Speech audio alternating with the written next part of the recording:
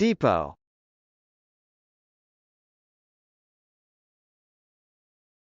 Depot.